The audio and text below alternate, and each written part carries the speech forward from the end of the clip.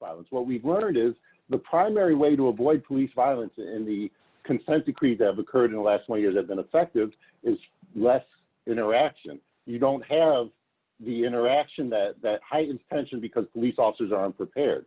But then even that remaining 11%, half of that in this state are the Class B and Class C misdemeanors that are nonviolent things that are similar to the George Floyd $20 or the Eric Gardner cigarette.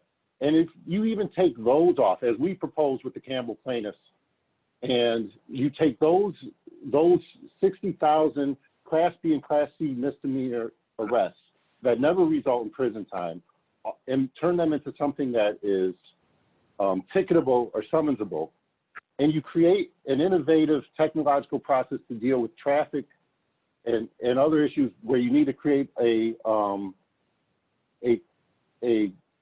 record just for insurance, what you now have is a situation where you've taken 95% of the 911 calls off of the table. You've taken 2/3 of the misdemeanor arrests, 60,000 arrests off of the table.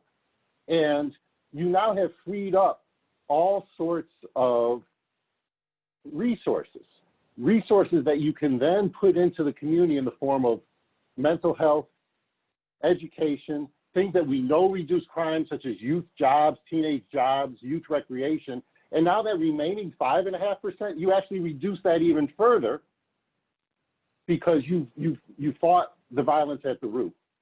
And so when you talk about the fund, what we're saying is be efficient, be innovative, attack problems at the root, use your budget priorities to identify where those problems are first in what the officers do. And then when you free up the money in terms of attacking the root, in terms of funding the issues that actually prevent violence. And then ultimately what you end up with is a much smaller system than what you have now.